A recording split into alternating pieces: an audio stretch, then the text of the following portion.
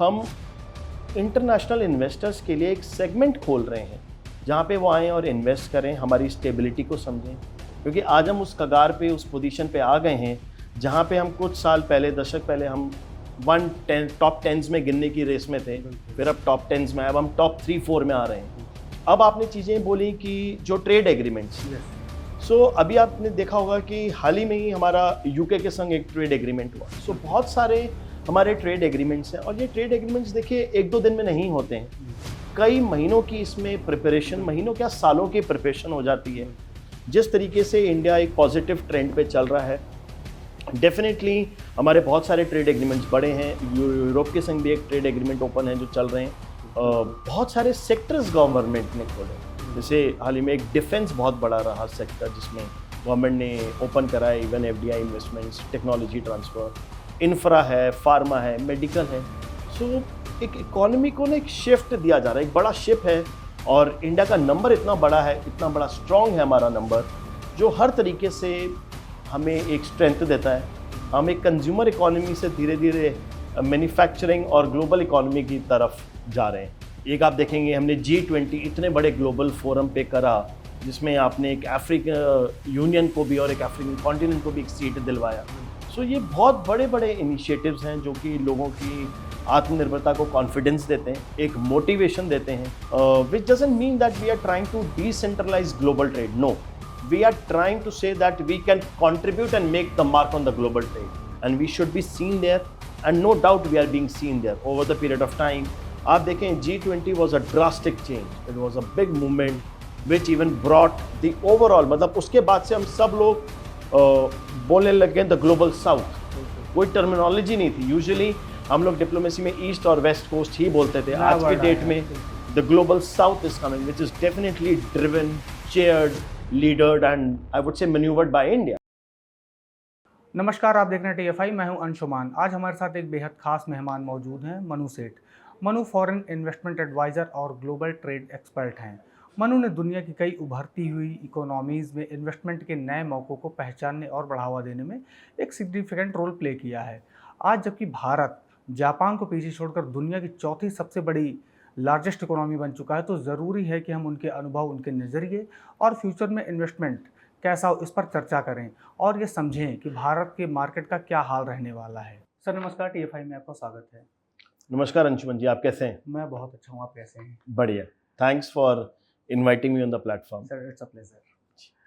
Sir आजकल दुनिया में वॉर जैसा माहौल छाया हुआ है, वो रशिया यूक्रेन हो या फिर इजराइल ईरान हो, और देश दुनिया की बहुत सारी जगहों पे छोटे छोटे तनाव चल रहे हैं, और भारत ने भी हाल ही में पाकिस्तान के साथ एक कॉन्फ्लिक्ट को फेस किया है। तो ऐसे में हम चाहेंगे कि आप बिल्कुल आसान और एक आम बोलचाल की भाषा में बताएं कि भारत मार्केट की स्थिति क्या है, निवेश की स्थिति क्या है, और हमें क्या करने की ज़रूरत है। अंशुमन जी, फर्स्ट मैं अगेन एक बार आपका थैंक्स करूंगा प्लेटफॉर्म पे बुलाने के लिए। और जैसे आपने बताया कि बाहर काफ़ी ऐसी समस्याएं चल रही हैं, बट मैं एक तरफ ये भी बोलूँगा कि बहुत अच्छी चीज़ें भी हो रही हैं, बहुत अपसाइड भी है, और इंडिया एक राइजिंग ट्रेंड पे है। एक बिजनेस इकोनॉमी का एक अपवर्ड फ्लो है, जिसमें बहुत सारी चीज़ों का अपना अपना एक योगदान है, बहुत सारे मूविंग पार्ट्स हैं। It's like a big wheel which has lot of cogs moving at the same point of time. Definitely जब ऐसी कोई अनस्टेबिलिटी होती है, टर्बुलेंसेस आते हैं, तो बिजनेस और ट्रेड पे डेफिनेटली अफेक्ट पड़ता है। उसका कई बार सोशल इम्पैक्ट भी बहुत पड़ता है, एक मानसिक तनाव भी आता है, सोशो इकोनॉमिक इम्पैक्ट काफ़ी होता है। At the same point of time मैं ये भी कहूँगा कि बहुत सारी कंट्रीज, लोग, departments coming specific to India, लोग एक अपने मोटिवेशन से, अपनी पॉजिटिव एनर्जी से, एंड मोस्ट इम्पॉर्टेंट एक पॉजिटिव एटीट्यूड और माइंडसेट से काम कर रहे हैं, जहाँ पे कि बिजनेस और कोई भी चीज़ रुकनी नहीं चाहिए। सो डेफिनेटली जब हम बोलते हैं कि इंडिया एक आज की डेट में एक वो स्टोरी है जिसमें हर बाहर की कंट्री अपना एक चैप्टर साथ में लिखना चाहती है, वो इंडिया के साथ अपने आप को जोड़ना चाहती है। सिचुएशन बहुत बदल चुकी है, मार्केट सिनेरियो देखने का नज़रिया बहुत डिफरेंट है, बहुत डिफरेंट है, जिसमें कि आपके कई सारे पैरामीटर्स आते हैं। जैसे आपने बोला कि इन्वेस्टमेंट्स आती हैं, एफडीआई आते हैं, डायरेक्ट इन्वेस्टमेंट्स हैं, कंज्यूमर्स हैं,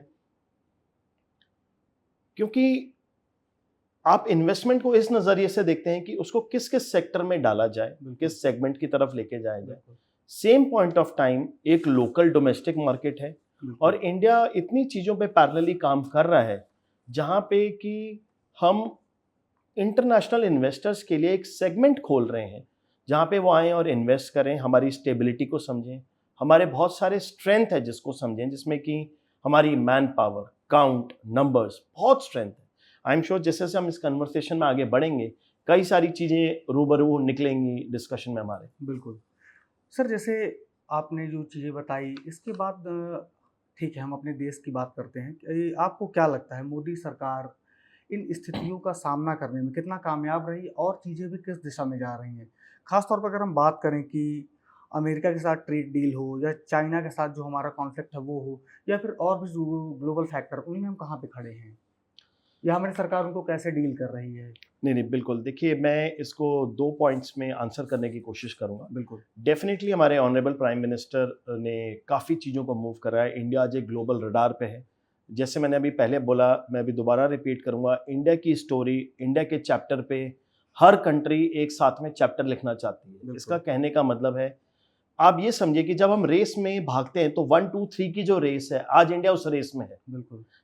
जो नंबर 1 है उसको ये लग रहा है कि इंडिया आगे ना निकल जाए। बिल्कुल। जो नंबर 2 है उसको लग रहा है कि इंडिया और आगे ना निकल जाए। क्योंकि आज हम उस कगार पे, उस पोजीशन पे आ गए हैं जहाँ पे हम कुछ साल पहले, दशक पहले हम टॉप 10s में गिनने की रेस में थे।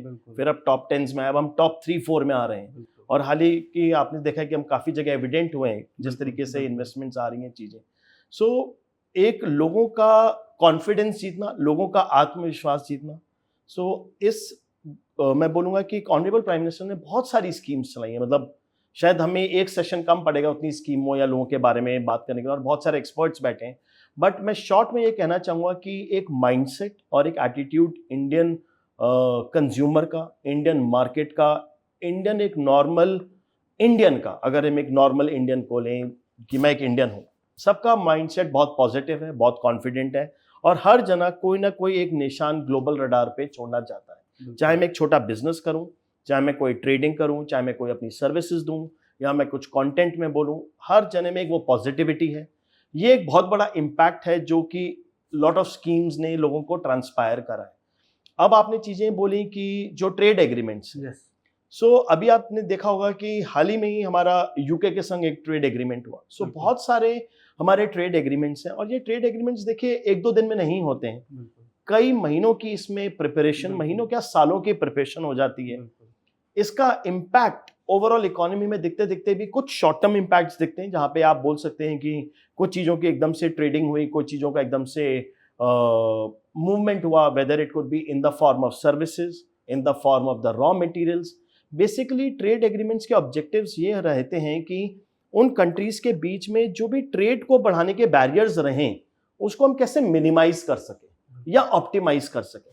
क्योंकि कुछ चीज़ों में फिर आपका एक अलग इफेक्ट आता है, एंटी डंपिंग ड्यूटी भी आप लोग लाते हैं, बिकॉज आपको लोकल प्रमोशंस भी करने होते हैं, लोकल प्रोडक्शंस भी आप बढ़ाना चाहते हैं। तो बहुत सारी चीज़ों को अकाउंट फॉर करा जाता है और एक ये बड़ी पिक्चर है जो एकदम से एक लाइन में नहीं समेटी जा सकती। बट जिस तरीके से इंडिया एक पॉजिटिव ट्रेंड पे चल रहा है, डेफिनेटली हमारे बहुत सारे ट्रेड एग्रीमेंट्स बड़े हैं। यूरोप के संग भी एक ट्रेड एग्रीमेंट ओपन है जो चल रहे हैं। I think if I am not wrong, आप लोग मुझे करेक्ट कर सकते हैं, हमारे शायद 12 या 13 ट्रेड एग्रीमेंट्स हैं जिसमें यूरोपियन ट्रेड एग्रीमेंट्स आ गए हैं, यूएस के संग बातचीत चल रही है। बहुत सारे सेक्टर्स गवर्नमेंट ने खोले, जैसे हाल ही में एक डिफेंस बहुत बड़ा रहा सेक्टर जिसमें गवर्नमेंट ने ओपन करा है, even FDI investments, technology transfer, infra है, फार्मा है, मेडिकल है। सो एक इकोनॉमी को ना एक शिफ्ट दिया जा रहा है, एक बड़ा शिप है और इंडिया का नंबर इतना बड़ा है, इतना बड़ा स्ट्रांग है हमारा नंबर, जो हर तरीके से हमें एक स्ट्रेंथ देता है। जब हम वर्ल्ड कप क्रिकेट जीतते हैं तो व्यूअरशिप सबसे ज़्यादा हम देते हैं और हम इकोनॉमी की तरफ जाते हैं तो वहाँ पे हम एक नंबर कंजम्पशन है, हम एक कंज्यूमर इकोनॉमी से धीरे धीरे मैन्युफैक्चरिंग और ग्लोबल इकोनॉमी की तरफ जा रहे हैं। सर, मोदी सरकार का एक दावा है कि हमारे वक्त में स्टार्टअप बड़ी संख्या में पैदा हुए हैं, युवा सेल्फ डिपेंडेंट हो रहे हैं, आत्मनिर्भर बन रहे हैं। इस पर आपका क्या नज़रिया है? जैसे वोकल फॉर लोकल या मेड इन इंडिया, इन स्कीमों ने देश के युवाओं का या फिर जो लोग इनसे जुड़े या जिन्होंने स्टार्ट किए उन्होंने उनको कितनी आत्मनिर्भरता दी या उनके जीवन स्तर को कैसे उठाया है? Definitely policies systems under the leadership of our honourable prime minister, इसने लोगों के माइंड पे बहुत पॉजिटिव इम्पैक्ट छोड़ा है, लोगों को बहुत कॉन्फिडेंस दिया है। तो जो हम एक विजन पे काम कर रहे हैं, जो हमारे ऑनरेबल प्राइम मिनिस्टर का विजन है विकसित भारत 2047, हमने अमृत काल का विजन देखा इस तरीके से 75 ईयर्स। एक आप देखेंगे हमने G20 इतने बड़े ग्लोबल फोरम पे करा, जिसमें आपने एक अफ्रीकन यूनियन को भी और एक अफ्रीकन कॉन्टिनेंट को भी एक सीट दिलवाया। सो ये बहुत बड़े बड़े इनिशिएटिव्स हैं जो कि लोगों की आत्मनिर्भरता को कॉन्फिडेंस देते हैं, एक मोटिवेशन देते हैं। पहले एक माइंडसेट होता था, आदमी खाली सोचता था कि बस मैं खाली एक जॉब मिल जाए, सरकारी जॉब मिल जाए। एक जमाना होता था बहुत पहले, मतलब मैं भी उस दौर में रहा हूँ जहाँ पे हम फर्स्ट डिवीजन को एक बेंचमार्क समझते थे। बट आज की डेट में एक इंडिपेंडेंट होना, एक एंटरप्रेन्योरशिप लाना, जहाँ पे लोग परसेंटेजेस की भी बात करते हैं। डेफिनेटली एजुकेशन बहुत इंपॉर्टेंट है, आपका एक टैलेंट आता है, स्किल्स आता है। तो आप देखेंगे चीज़ें ना खाली अकेडमिक नहीं रह रही हैं, स्किल की तरफ भी गवर्नमेंट प्रमोट कर रही है। तो उनका कहने का मतलब है कि स्किल होना बहुत जरूरी है। स्किल को आप डेवलप करेंगे, आगे मूव करेंगे, उससे रोजगार बनेगा, आप अपने साथ साथ औरों को रोजगार दे रहे हैं। तो आत्मनिर्भरता आ रही है, एंटरप्रेन्योरशिप आ रही है। इसी में अगर आप देखें तो पहले हमारे इस सेगमेंट को, मिनिस्ट्री को एसएमई सेगमेंट बोला जाता था, फिर उसको एमएसएमई सेगमेंट बोला गया, फिर बहुत सारे उसमें अडेंडम्स आए, उद्यम सर्टिफिकेशंस आए। आई एम श्योर गवर्नमेंट उस पर बहुत काम कर रही है। जहाँ पे आप देखेंगे बहुत सारी स्मॉल मीडियम एंटरप्राइजेज माइक्रो की तरफ फॉल कर रही हैं, जिसमें हमने एमएसएमई बोला। आई एम श्योर गवर्नमेंट, अभी एमएसएमई डे भी आ रहा है अगले हफ्ते में, सो गवर्नमेंट कुछ इनिशिएटिव्स देख रही होगी कि उनको हम और कैसे बेटर चीज़ें दे सकें, उनको क्या क्या चीज़ें मुहैया करा सकें, जिससे कि वो लोग आगे बढ़ सकें। अब बढ़ सके में ये कि आप कैसे एम्प्लॉयमेंट जनरेट करते हैं, आप कैसे प्रोडक्ट बनाते हैं, आप कैसे कंज्यूमर को जनरेट करते हैं। Eight the same point of time जो इंटरनेशनल पार्टनर्स हैं उनके लिए हम अपनी सप्लाई चेन को कैसे स्ट्रॉन्ग कर सकें। सो जो आपका पॉइंट था कि जो बहुत सारे इनिशिएटिव्स लिए, विकसित भारत की तरफ बात करी, और एक उनका बहुत अच्छा इनिशिएटिव था जहाँ पे डिसेंट्रलाइजेशन की भी एक बात हुई कि one district one product, ODOP। सो बहुत सारे स्कीम्स हैं जो धीरे धीरे शेप ले रहे हैं।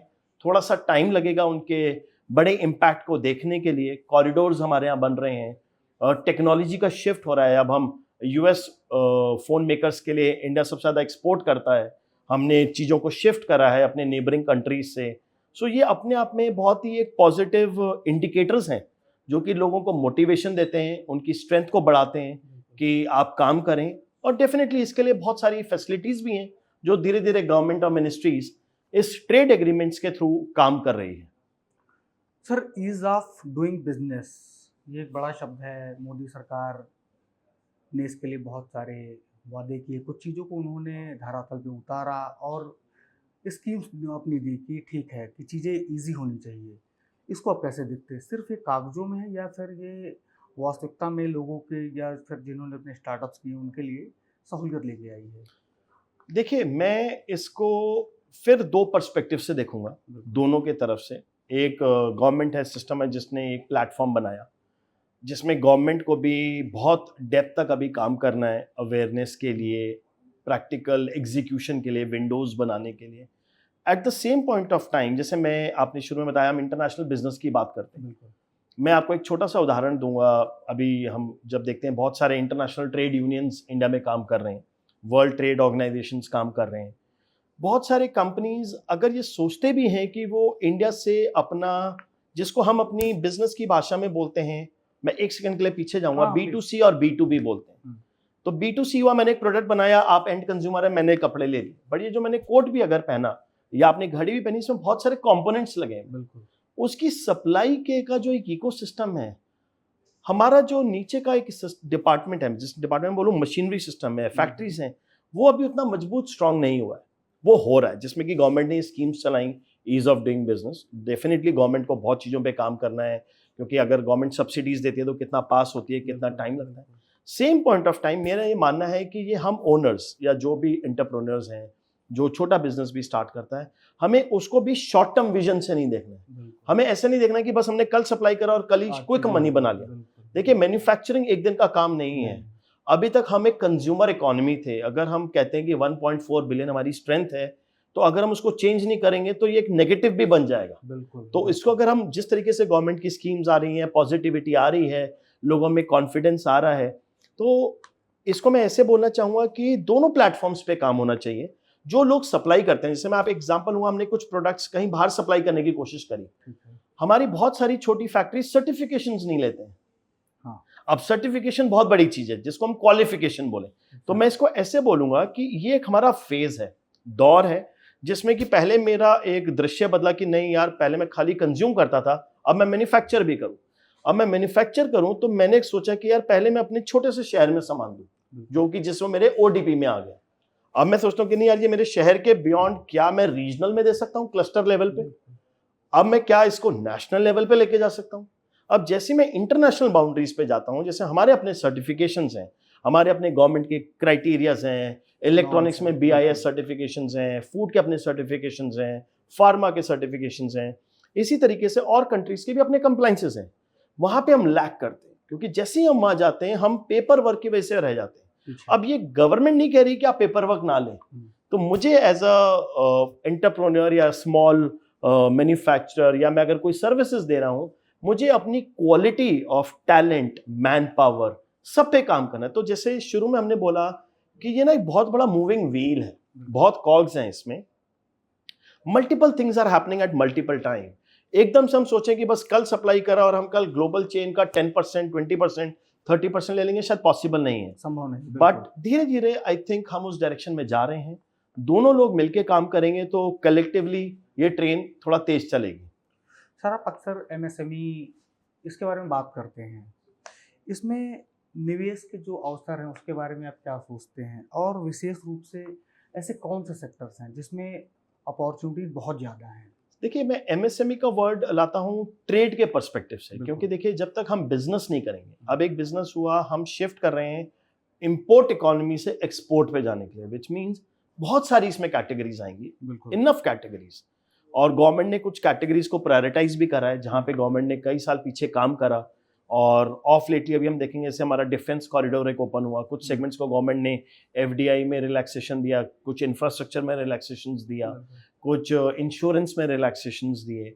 सो आप देखेंगे ग्लोबली अगर हम उन चीज़ों को प्रोवाइड कर रहे हैं तो हमारी इंटरकनेक्टिविटी भी बहुत स्ट्रांग होनी चाहिए। तो आप देखेंगे कि रोड की कनेक्टिविटी गवर्नमेंट कितना काम कर रहे हैं, पोर्ट्स के ऊपर कितना काम हो रहा है, बिकॉज हमने बनाया। अब हम वाटर बॉडीज से कनेक्टेड हैं एज अ ज्योग्राफी, अगर हम अपनी जियोपॉलिटिकल सिचुएशन देखें, और हम एक तरफ हम ग्लोबल प्लेटफॉर्म से बोलते हैं कि the south is getting stronger, so हम ईस्ट और वेस्ट को ये कह रहे हैं कि हम वो चीजें आपको सप्लाई दे सकते हैं।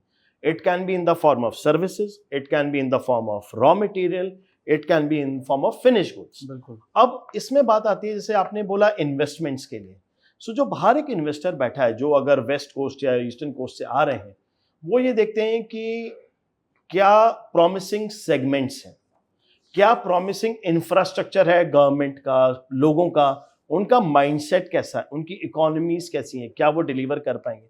सो डेफिनेटली माइंडसेट को हम लोग टॉप लेवल पे रेटिंग करते हैं। पीछे का आपका क्वेश्चन था कि बहुत स्टार्टअप्स हमने दिए, उन स्टार्टअप्स में से हमारे कुछ स्टार्टअप्स यूनिकॉर्न भी बने, और हमारा एक UPI पेमेंट गेटवे एक ऐसा सिस्टम है जो बहुत सारी ग्लोबल कंट्रीज उसको अडॉप्ट करना चाहती हैं, बिकॉज वो यूनिफाइड पेमेंट इंटीग्रेशन सिस्टम एक ऐसा बन गया कि आप सीमलेसली ट्रांजैक्शंस कर रहे हैं। तो डिजिटल टेक्नोलॉजी में हमने बहुत सारे ट्रांसफॉर्मेशंस लाए, उसकी अडैप्टेशन फास्ट दिखाई, और इन्वेस्टर को ये लगता है कि किस किस सेगमेंट में। फिर अब सेगमेंट की बात आ जाएगी कि चाहे हम इंफ्रास्ट्रक्चर की बात करें, चाहे हम मैन्युफैक्चरिंग सेगमेंट की बात करें, गवर्नमेंट रिन्यूएबल पे बहुत काम कर रही है, जहाँ पे हम फॉसिल फ्यूल से आगे रिन्यूएबल एनर्जी की तरफ जा रहे हैं, हम इन्वायरमेंट की बात कर रहे हैं, सस्टेनेबिलिटी की बात कर रहे हैं, तो इनका इम्पैक्ट हम एकदम से 25-26 में नहीं देखेंगे। तो जो हम एक विकसित भारत 2047 का विजन पे काम कर रहे हैं, वहाँ तक आपको ये सारी चीज़ें दिखेंगी, जिसमें ये चेंजिंग ट्रेंड्स आएंगे, सेगमेंट्स नए आएंगे, हम कुछ ग्लोबल कंट्रीज को सप्लाई दे पाएंगे, चाहे वो सर्विसेज हो, सॉफ्ट सर्विसेज हो, सॉफ्ट टैलेंट हो, गुड हो। सो वहाँ पे हमारा रॉ मटेरियल, जैसे एग्जांपल हमारे यहाँ बहुत ऐसे रॉ मटेरियल हैं जो इंटरनेशनल कंपनीज हमसे सिक्योर करती हैं, फिनिश्ड गुड्स बाहर बनाती हैं, और वो एक इंटरनेशनल ब्रांड के पैकेजिंग होकर हमारे इंडियन मार्केट में आता है। बहुत सारी कंपनीज उस पर काम कर रही हैं कि हम उन पे पेटेंट्स, एक बहुत बड़ी चीज़ है जिसपे इंडिया भाई ग्लोबल रडार में आने लग गया है, क्योंकि वो पेटेंट्स हमारे पास हैं। मेडिकल फार्मा जैसे अभी हमने एक बात करी, बहुत सारे एपीआईज हमारे इंडिया में हैं, अब उसको हम पेटेंट्स की तरफ लेके जा रहे हैं कि हमारे यहाँ से भी वो कंपनीज निकलें जो कि ग्लोबल रडार पे दिखें और हम उन लोगों चीज़ों की वो डिलीवरीज दे सकें इंटरनेशनल कंज्यूमर्स को, जिससे कि एफडीआई का इन्वेस्टमेंट, इन्वेस्टर्स का सेंटीमेंट्स पॉजिटिव है। वो डेफिनेटली देखता है कि उसका एग्जिट प्लान क्या है, वो ये समझता है कि कैपिटल कैसे कैपिटलाइज होकर मूव होगी, जिससे उसको कॉन्फिडेंस मिलता है।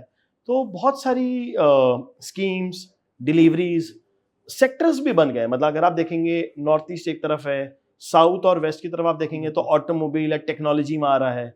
नॉर्थ में जैसे आप देखेंगे कुछ ग्लोबल जाइंट्स ने अपनी R&D फैसिलिटीज भी इंडिया में लगा रहे हैं। अच्छा। यहाँ से वो कैपेबिलिटीज बाहर देना चाहते हैं, तो पॉजिटिव है आउटलुक। सर, इस समय जो वैश्विक परिप्रेक्ष्य में अगर बात करें तो पूरा विश्व एक ग्लोबल विलेज की तरह है। बिल्कुल। और पिछले साल भारत में G20 का आयोजन हुआ, उसके बाद ट्रेड और इन सारी चीज़ों को लेकर क्या बदलाव हुए, क्या बेहतरी हुई और उसमें और क्या बेहतर किया जा सकता है? नहीं, आपने बहुत एक अच्छा पॉइंट लिया। ग्लोबल विलेज, तो हर एक विलेज में एक पंचायत लगती है, बिल्कुल, बिल्कुल। सरपंच। तो पंचायत, मैं कहूँगा कि इंडिया एक वो प्लेटफॉर्म है जहाँ वो चीज़ पे काम हो रहा है। आप देखिए, मतलब आपने 2 और कंट्रीज के नाम लिए जो हमसे आगे इकोनॉमीज में हैं, वो भी हमसे जुड़ना चाह रहे हैं जी। अब ये नेगोशिएट हो रहा है कि क्या टर्म्स एंड कंडीशंस। तो ये सवाल अब चला गया कि आप हमसे जुड़ेंगे या नहीं जुड़ेंगे। ये तो तय है कि आप हमसे जुड़ेंगे, किस फॉर्मेट में जुड़ेंगे, कैसे जुड़ेंगे। तो उस ग्लोबल विलेज में हमने अपना एक वो परचम लहरा दिया है और एक वो आप कह सकते हैं कि एक टेस्टिमनी बन गया है which is manifested for sure. चाहे आप उसको टेक्नोलॉजी में बोलें, डिफरेंट फील्ड्स में बोलें, फार्मा में बोलें, सॉफ्ट टैलेंट में बोलें, आर्ट एंड कल्चर में बोलें, टूरिज्म में हो सकता है। कुछ सेगमेंट देखिए, कोई सेगमेंट देखिए, सब लोग एक साथ रेस नहीं जीत सकते। कोई सेगमेंट्स होंगे जो थोड़े तेज भागेंगे, जहां अडेप्टेबिलिटी फास्टर होगी। कुछ सेगमेंट्स होंगे जिनके लिए इंफ्रास्ट्रक्चर बनने में टाइम लगेगा, आपका इकोसिस्टम उस हिसाब से बैठेगा, आपकी डिलीवरीज बनने लगेंगी, मशीनरी चेंज होगा, इलेक्ट्रॉनिक सिस्टम बदलेगा। तो बहुत सारे सेगमेंट्स को गवर्नमेंट ने बकेट्स बना रखे कि ये टॉप प्रायोरिटीज हैं, सेकंड प्रायोरिटीज हैं, थर्ड प्रायोरिटीज है, जिसमें क्योंकि देखिए इंडिया, हम कहते हैं ना ग्लोबल लैंग्वेज में, जैसे आपने ग्लोबल विलेज बोला, we are not one country, now we are many countries within one country. That is our strength, that's our power. We are seen everywhere, we deliver even everywhere, मतलब not even seen, we are delivering even everywhere. So it will take a time to deliver right, but yes, we are on a very positive trend, positive mindset, right track. It's just you have to switch the levers at multiple point of time, again and again. Sir, वर्तमान यानी मौजूदा स्थितियों में geo strategic situations को देखते हुए और भू राजनीतिक स्थितियों को देखते हुए क्या भारत चाइना का एक विकल्प बन रहा है विदेशी निवेशकों के लिए, इन्वेस्टर्स के लिए? और उसमें इंडिया स्पेशली यूथ के लिए क्या अपॉर्चुनिटीज हैं या क्या बेहतर कर सकते हैं, किस सेक्टर्स में कर सकते हैं? देखिए, ग्लोबल सिचुएशन में, जियोपॉलिटिकल सिचुएशन में, India is definitely one of the most promising hot test bed for the investors. They are really looking up to India in the whole Asian belt, whole South Asian belt, Southeast China belt. They have lot of expectations in terms of the deliveries, talent, manpower, community, which can deliver to the global investors so that the revenue model moves. और इसमें आपके कई सारी चीज़ें आती हैं, mindset, attitude, जो हमारा बिल्कुल बदल चुका है। हम पॉजिटिव माइंडसेट की तरफ बढ़ चुके हैं, लोग बढ़ रहे हैं। हर छोटा जना, मैं छोटा ये नहीं बोलूँगा कि कोई छोटा साइज में, उसकी इच्छाएं बढ़ी हैं, उसकी सामर्थ्य एक अलग चीज़ हो सकती है, जिसके लिए गवर्नमेंट अपनी फैसिलिटीज़ रखती है कि उसकी क्या क्षमता है, चाहे वो फाइनेंशियल बोलें, स्केल बोलें, बट हर एक में एक अपना कॉन्फिडेंस है, विश्वास है कि वो कुछ ना कुछ डिलीवर देना चाहता है जो कि एक ग्लोबल प्लेटफॉर्म पे दिखे। अब वो चाहे सर्विसेज में हो या प्रोडक्ट में हो या एक नेशन बिल्डिंग में हो। सो नेशन बिल्डिंग में अब आप चाहे स्पोर्ट्स लें, कल्चर लें, बहुत चीज़ें हैं जहाँ पे इंडिया एक अपना नाम कर रहा है। खाली एक चीज़ नहीं है कि हम एक ही सेगमेंट में बढ़ रहे हैं। सो इतने डाइवर्सिफाइड सेगमेंट्स हैं। वो जमाना गया जहाँ हम यूनिलैटरल ट्रेड की बात करते थे, आज हम मल्टीलैटरल ट्रेड की बात कर रहे हैं। बहुत सारे ऐसे ट्रेड एग्रीमेंट्स हैं जिनको हम ओपन करने की बात कर रहे हैं। सो इन सारी चीज़ों को देखते हुए डेफिनेटली इन्वेस्टर्स के लिए इंडिया एक प्राइम स्पॉट पे है। और India is becoming a next destination और N alternate destination for all other economies also, that how we can be seen, how we start controlling many things, which doesn't mean that we are trying to decentralize global trade. No, we are trying to say that we can contribute and make the mark on the global trade, and we should be seen there, and no doubt we are being seen there over the period of time. आप देखें G20 was a drastic change. It was a big movement which even brought the overall, मतलब उसके बाद से हम सब लोग बोलने लगे द ग्लोबल साउथ. कोई टर्मिनोलॉजी नहीं थी. यूजुअली हम लोग डिप्लोमेसी में ईस्ट और वेस्ट कोस्ट ही बोलते थे. आज की डेट में the global south is coming, which is definitely driven, chaired, leadered and I would say manoeuvred by India, because it's the strength, numbers and an opportunity. So सबका एक अपना अपना प्लेस है, सब लोग अपना अपना काम कर रहे हैं, बट डेफिनेटली हम एक प्रॉमिसिंग इकोनॉमी है जो कि हम एक रेस में आगे भाग रहे हैं. तो डेफिनेटली हमारा एक विजन है कि हम रेस को जीतेंगे. And I'm sure with all of us as one team, with one nation, we look forward to win that. Sir, being a global trade expert, आपने दुनिया की बहुत सारी इकोनॉमीज को, देशों को बहुत करीब से देखा और समझा है. यहाँ भारत के परिप्रेक्ष्य में बात करते हैं, यहाँ पे एक जो सबसे बड़ी शिकायत है वो है विकेंद्रीकरण, यानी डिसेंट्रलाइजेशन को लेकर, कि जो चीज़ें हैं, बड़ी कंपनीज हैं या मैन्युफैक्चरिंग यूनिट्स हैं, वो सारे बड़े शहरों में, ये कहीं ना कहीं एक असंतुलित विकास की तरफ चीज़ों को ढकेल रहे हैं. ऐसी अपॉर्चुनिटी 2 टियर सिटीज़ में क्यों नहीं है, या फिर सरकार इसके लिए प्रयास कर रही है लेकिन चीज़ें वैसी नहीं जैसी होनी चाहिए? इसका क्या सॉल्यूशन हो सकता है? अंजुमन जी, आपका ये बहुत ही अच्छा एक सवाल है. एक आपने बहुत अच्छे पॉइंट को रखा है. देखिए, इसको सरकार इस पे काम कर रही है, और ऐसा नहीं है कि कोई डिसेंट्रलाइज नहीं किया जा रहा. काफ़ी इनिशिएटिव्स पीछे भी लिए गए और अभी भी काम करा जा रहा है. तो इसमें मैं ये बोलूँगा ना, एक माइंडसेट और एक अप्रोच का बहुत बड़ा रोल प्ले होता है. अगर हम 1 मिनट के लिए कॉन्ट्ररी देखें तो हम एक टॉप 1, 2, 3 प्रॉमिसिंग इकोनॉमीज की बात कर रहे हैं. हमारा जीडीपी पर कैपिटा काफ़ी पीछे रैंकिंग में चला जाता है. इसमें ऐसा नहीं कि हम पीछे हैं. देखिए, मैं एक एग्जाम्पल लूँगा. बहुत ऐसे हमारे रॉ मटेरियल हैं. मैं 1 मिनट के लिए नॉर्थ ईस्ट की बात करूँगा, जहाँ पे ग्लोबल कंपनीज, ग्लोबल जाइंट्स उसको आते हैं, लेते हैं, और एक ग्लोबल इकोनॉमिक सिस्टम में उसको प्रोसेस करके, मैन्यूवर करके ग्लोबल प्रोडक्ट के फॉर्मेट में देते हैं. देखिए, यहाँ पे करेंसी कन्वर्जन का भी एक रोल प्ले होता है, एपेटाइट का भी रोल प्ले होता है, एक माइंडसेट का भी रोल प्ले होता है. बिकॉज अगर आप उधर देखते हैं, वो जगह बहुत रिच है नेचुरल रिसोर्सेज में. साउथ में अब धीरे धीरे और चीजें निकल रही हैं. हर जगह का एक टैलेंट है. नॉर्थ का एक अपना टैलेंट है, साउथ का एक अपना टैलेंट है, बट ये जरूरी नहीं है कि उसका कंजम्पशन उसी रीजन में बेस्ट है. जो मेरे पास टैलेंट बेस्ट है साउथ में, उसका शायद कंजम्पशन बेटर हो रहा है नॉर्थ की तरफ, या जो मेरे पास नॉर्थ में टैलेंट है उसका शायद कंजम्पशन रहा साउथ में. देखिए, आज से कई साल पहले Bangalore has been always compared as a Silicon Valley. अब कोई इसका रेलेवेंस नहीं है, बट कंपैरिजन हुआ बिकॉज जो टैलेंट था वहां पे, that mindset that work from a software perspective और द सर्विसेज पर्सपेक्टिव, जो भी आपने पीछे बोला, it had a different paradigm.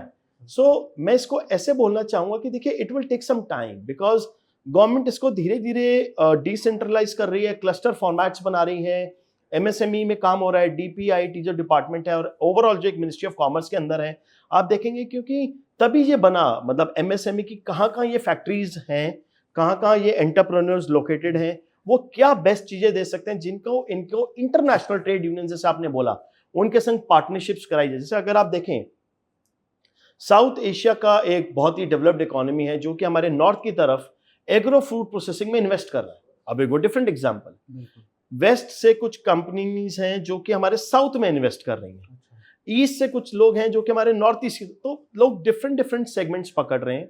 तो हमें इसको ऐसे समझना चाहिए कि कहीं पे हमारे पास टैलेंट की सप्लाई है, कहीं पे सर्विसेज की सप्लाई है, कहीं कुछ रॉ मटेरियल्स की सप्लाई है, और कहीं एक उस रीजन का डेमोग्राफी भी रोल प्ले करता है. बिकॉज देखिए, हम कहीं जाते हैं, उसका अपनी रीच ही मान लीजिए 1200-1300 किलोमीटर दूर है.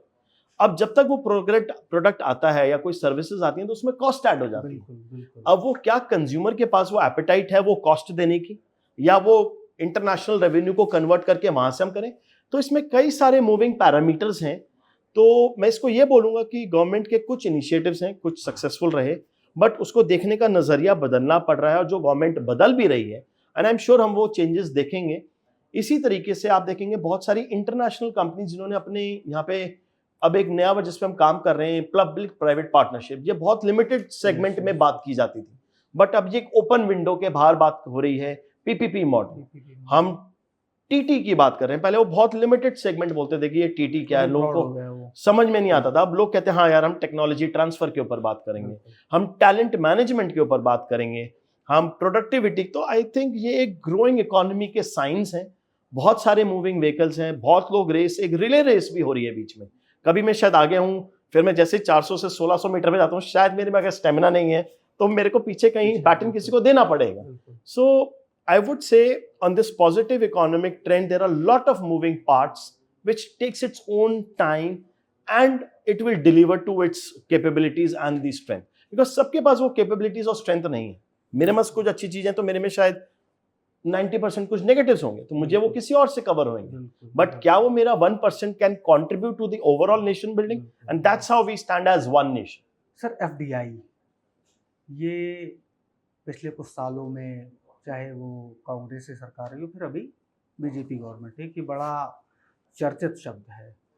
इसको भारत के संदर्भ में जो स्टार्टअप्स का इकोसिस्टम है, उसमें एफडीआई की क्या भूमिका है, या फिर वो क्या अपनी भूमिका निभा सकता है? ऐसे कौन से सेक्टर्स हैं जिनके लिए एफडीआई बहुत ही फायदेमंद हो सकता है, और किन चीज़ों पे आने वाले दिनों में एफडीआई को लेके युवाओं को अपनी नज़र रखनी चाहिए, या फिर उनको थोड़ा सा मॉनिटर करनी चाहिए कि चीज़ें इससे हमारे लिए बहुत बेहतर निकल के आएंगी? देखिए, आप अगर उन इंडस्ट्रीज और सेगमेंट्स को पकड़ें जो कि लार्जर कम्युनिटी के लिए काम करते हैं, जो कि एक कम्युनिटी डेवलपमेंट टुवर्ड्स, मैं कहूँगा एक छोटे टाउन, डिस्ट्रिक्ट से स्टेट, रीजनल, कंट्री लेवल पे जाती है, वो ऐसे सेगमेंट्स हैं जहाँ पे एफडीआई का इन्वेस्टमेंट का अपॉर्चुनिटीज़ बढ़ रहे हैं। चाहे हम उसको अब एक मैन्युफैक्चरिंग सेगमेंट बोले, अभी हम उसकी कैटेगरीज में नहीं जाते, but as a manufacturing segment अपने आप में गवर्नमेंट काफ़ी काम कर रही है। चाहे उसमें अब हैवी इंडस्ट्रीज भी आएंगी, डिफरेंट फॉर्मेट्स भी आएंगे। फिर एक सेगमेंट है रिन्यूएबल एनर्जी, जिसमें हम फ्यूचर पे काम कर रहे हैं, बिकॉज हम एक एनवायरनमेंट को भी देख रहे हैं, कितनी इंस्टेबिलिटी है, कितनी चीज़ें हैं, ग्लोबल वार्म, बहुत सारी पैरामीटर्स हैं। फिर एक थर्ड सेगमेंट है जहाँ पे हम देखते हैं, जिसको मैं अगर बोलूँ फार्मास्यूटिकल या मेडिकल एक इंफ्रा देखें, इन सेगमेंट्स में जहाँ पे आपकी रीच ज़्यादा है, डेप्थ है काम करने के लिए। तो एक है आपने हॉरिजॉन्टल एक्सपेंशन करा सेगमेंट्स में, फिर आप डेप्थ में जा रहे हैं। तो कुछ जब आप डेप्थ में जाते हैं तो आप देखते हैं कि क्या उस फाइनल प्रोडक्ट का या फाइनल सर्विस का या फाइनल अपॉर्चुनिटी का कंजम्पशन डोमेस्टिक सेक्टर में है, या उसमें से कुछ ऐसे एवेन्यूज हैं जो कि हम इंटरनेशनल मार्केट को दे सकते हैं, बिकॉज वहाँ से आपके फॉरेन रिजर्व्स और आपके जो फॉरेन ट्रेड एग्रीमेंट्स आप कर रहे हैं, जो आप यूरोपियन ट्रेड एग्रीमेंट्स या यूएस ट्रेड एग्रीमेंट्स जैसे आपने और नेबरिंग कंट्रीज के नाम लिए, सो वहाँ पे एक वो लार्जर विजन पे आ जाता है। तो हमने कोई भी एक छोटा सामान बनाया, तो मैं वो बात को रिपीट करूंगा कि छोटे शहर में दिया, छोटे मतलब गांव से शहर पे गया, स्टेट पे गया, रीजनल, फिर मैं एक एक्सपोर्ट की तरफ देख रहा हूँ। तो जो हमारी एक इकोनॉमी मूव कर रही है, इसमें बहुत सारे मूविंग व्हीकल्स हैं जो एक एफडीआई इन्वेस्टर देख रहे हैं, और गवर्नमेंट उसी के हिसाब से उन सेगमेंट्स को प्रायोरिटाइज और शिफ्ट कर रही है कि कुछ सेगमेंट्स में गवर्नमेंट काफ़ी हद तक लिमिट्स को रिलैक्स कर रही है, सेगमेंट्स को खोल रही है कि उससे टेक्नोलॉजी आए, पार्टनरशिप्स आए। गवर्नमेंट चाहती है बाहर का टैलेंट या उनकी जो बेस्ट टेक्नोलॉजी है उसको हम यहाँ कैसे अडॉप्ट कर सकें, क्या हमारा इकोसिस्टम गियर्ड अप है उसको यूज़ करने के लिए, क्या हम लोग उसको एकदम अडेप्ट भी कर पाएंगे या नहीं कर पाएंगे। सो कई सारे पैरामीटर्स हैं, बट ये 4-5 सेगमेंट्स हैं जिनको गवर्नमेंट ने एक प्रायोरिटी 1, प्रायोरिटी 2, इस तरीके से गवर्नमेंट इसको मूव कर रही है। सर, बहुत बहुत धन्यवाद, आपने हमारे लिए समय निकाला। हम आशा करते हैं कि इस खास एपिसोड के माध्यम से आप एफडीआई या फिर ट्रेड, ग्लोबल ट्रेड को लेकर जो चीज़ें आप उनकी जुड़ी जो समस्या उनको समझ सकते हैं। अगले हफ्ते फिर किसी नए मेहमान के साथ मुलाकात होगी। धन्यवाद।